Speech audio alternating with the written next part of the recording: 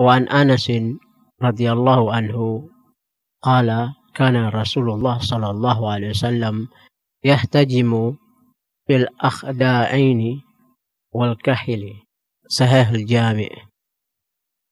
Titik-titik bekam yang efektif. Dari Anas radhiyallahu anhu yang berkata, Rasulullah sallallahu alaihi wasallam pernah berbekam pada ahda'ain dan bahu beliau. Ahda'ain, dua urat di samping kiri dan kanan leher. Kadang-kadang posisinya agak tersembunyi. Sahihul Jami'. An Anas radhiyallahu anhu qal ahtajama wa huwa muhrimun fi ra'sihi lisuda'in kana bihi wa fi riwayatin min waja'in kana bihi wa fi lafdin min syaqiqatin kanat bihi. Rawahu Imam Bukhari. Juga diriwayatkan darinya bahwa Nabi sallallahu alaihi wasallam beliau berbekam di kepala ketika beliau melaksanakan ihram karena merasa pusing. Dalam riwayat lain karena sakit yang dirasakan oleh beliau. Dalam redaksi lain karena sakit migrain yang dirasakan beliau.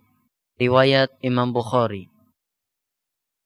Diriwayatkan oleh Abu Daud dari Anas radhiyallahu anhu bahwa Nabi sallallahu alaihi wasallam pernah berbekam 3 kali pada ahda'in dan bahu. Sanadnya sahih menurut syarat Imam Bukhari. Muammar berkata, saya pernah berbekam, kemudian kehilangan kesadaran sampai-sampai saya dituntun membaca surat Al-Fatihah dan sholat. Ketika itu ia berbekam pada hammah. Hammah adalah titik paling atas di kepala. Kisah ini dibawakan oleh Abu Daud secara mu'allaq. Dikeluarkan oleh Abdur Razzaq. Diriwayatkan pula bahwa beliau sallallahu alaihi wasallam pernah berbekam pada bagian kepala beliau yang mulia. Sebagaimana telah dikemukakan dalam hadis Ibnu Rafi dari neneknya Salma, pelayan Rasulullah sallallahu alaihi wasallam, bahwa tidak ada seorang pun yang mengeluhkan sakit kepada Rasulullah sallallahu alaihi wasallam kecuali beliau pasti bersabda, berbekamlah. Dari Salma, pelayan Rasulullah sallallahu alaihi wasallam yang berkata, tidak ada seorang pun mengadukan sakit di kepalanya kepada Rasulullah sallallahu alaihi wasallam kecuali beliau bersabda, berbekamlah. Dan tidak ada pula yang mengadukan sakit di kakinya kecuali beliau bersabda, temirlah keduanya dengan inai. Riwayat Abu Daud.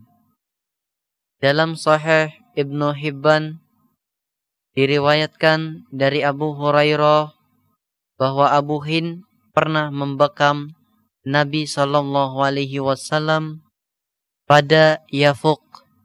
Maka Nabi sallallahu alaihi wasallam bersabda, wahai segenap kaum Ansor, nikahkanlah Abu Hind dan nikahkanlah anak kalian dengannya.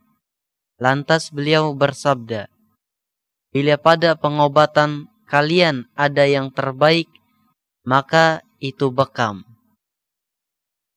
Dalam Lisanul Arab disebutkan, Yafuq adalah titik temu antara tulang tengkorak bagian depan dan bagian belakangnya. Yafuq terletak di pertemuan titik di atas dengan titik yang menghubungkan kedua ujung daun telinga. Juga disebut dengan 100 penyakit. Disebutkan dalam hadis sahih yang diriwayatkan dari Ibnu Abbas. Saya kira ia berkata bahwa Nabi Shallallahu Alaihi Wasallam berbekam pada ahdain dan di antara kedua pundak beliau. Beliau juga memberikan upah kepada juru bekam. Andai kata itu haram, tentu beliau tidak memberikannya.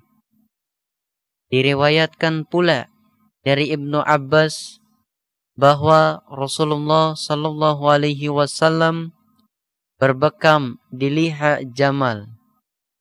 Liha Jamal adalah suatu tempat antara Makkah dan Madinah, dikenal dengan nama ini, di jalan menuju Makkah. Sedangkan pada saat itu beliau melakukan ihram.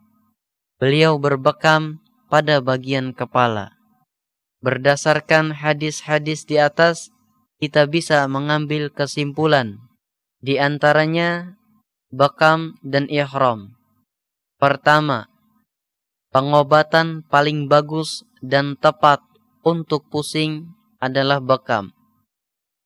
Sekalipun ada cara pengobatan lain, karena Nabi SAW lebih memilih cara pengobatan ini ketika beliau melaksanakan ihram.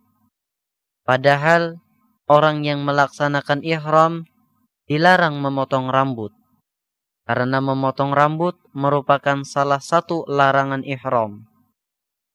Sedangkan bekam mengharuskan seseorang untuk mencukur kepala, atau paling tidak bagian tengah kepala, sebagaimana disebutkan dalam hadis tersebut. Catatan: Imam Malik meriwayatkan dalam Al-Muwatta surat Al-Hajj ayat 75 dari Nafi dari Abdullah bin Umar bahwa ia berkata, janganlah seorang yang sedang ihram melakukan bekam kecuali karena alasan yang tidak bisa dihindarkan. Imam Malik berkata, orang yang berihram tidak boleh melakukan bekam kecuali karena alasan darurat. Imam An-Nawawi berkata dalam Syarah Muslim, dalam hadis ini terdapat dalil yang mengenai bolehnya berbekam bagi orang yang melaksanakan ihram. Para ulama telah berijma bolehnya melakukan bekam bagi orang yang sedang ihram, baik pada bagian kepala maupun pada bagian lainnya, apabila ia memiliki alasan untuk melakukannya. Jika ketika itu ia memotong rambut, maka ia harus membayar fidyah disebabkan oleh pemotongan rambut tersebut. Jika ia tidak memotong rambut, maka ia tidak berkewajiban membayar fidyah. Dalil masalah ini adalah firman Allah, jika ada di antaramu yang sakit atau ada gangguan di kepalanya, lalu ia bercukur, maka wajiblah atasnya berfidyah. Surat Al-Baqarah ayat 196. Hadis ini bisa dipahami bahwa Nabi Shallallahu Alaihi Wasallam memiliki uzur untuk berbekam pada pertengahan kepala, karena tindakan beliau tersebut tidak mungkin dilakukan tanpa memotong rambut. Adapun apabila seorang yang sedang ihram hendak berbekam tanpa keperluan, sedangkan tindakannya itu juga menyebabkan pemotongan rambut, maka itu haram, karena diharamkannya memotong rambut. Jika hal itu tidak menyebabkan pemotongan rambut, maka itu dibolehkan menurut jumhur ulama, dan ia tidak berkewajiban membayar fidyah karenanya. Dalam As-Sahih diriwayatkan dari Anas radhiyallahu anhu bahwa Rasulullah Shallallahu Alaihi Wasallam berbekam di Malal pada punggung telapak kaki. Malal adalah nama tempat yang terletak antara Makkah dan Madinah. Berbekam pada punggung telapak kaki konon bermanfaat untuk menyembuhkan luka-luka di paha dan betis, hambatan haid, dan gatal-gatal yang muncul pada testis. Dalam Sunan Abu Dawud diriwayatkan dari Jabir bahwa Nabi Shallallahu Alaihi Wasallam berbekam pada pangkal pahanya karena terkena wates, luka memar. Wates adalah memar di badan karena terjatuh atau dipukul yang tidak sampai menyebabkan lepas atau retaknya organ tubuh. Diriwayatkan bahwa Nabi Shallallahu Alaihi Wasallam pernah jatuh dari atas kuda menimpa sebuah batang. Lantas beliau pun berbekam pada pinggul beliau. Diriwayatkan pula dari Ibnu Umar bahwa Nabi Shallallahu Alaihi Wasallam pernah berbekam di bagian depan kepala beliau, atau dia menyebut bagian tersebut Ummu Mughits. Riwayat Imam At-Tabrani. Dalam Al-Awsat, para perawinya thiqah. Ibnul Qayyim berkata, telah diriwayatkan secara sahih dari Nabi Shallallahu Alaihi Wasallam, beliau berbekam pada sejumlah titik di tengkuk beliau sesuai keadaan yang menurut beliau berbekam pada titik tersebut. Beliau juga pernah berbekam pada bagian selain tengkuk apabila kebutuhan menuntut beliau berbekam di titik tersebut. An Abi Hurairah radhiyallahu anhu qala Rasulullah sallallahu alaihi wasallam man ihtajama li sab'a asyrata wa tis'a asyrata wa ihda wa ishrina kana shifaan min kulli da'in.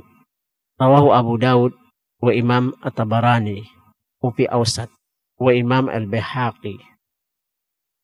Dari Abu Hurairah yang berkata, Rasulullah sallallahu alaihi wasallam bersabda, barang siapa berbekam pada tanggal 17, 19, dan 21, maka itu akan menyembuhkan semua penyakit.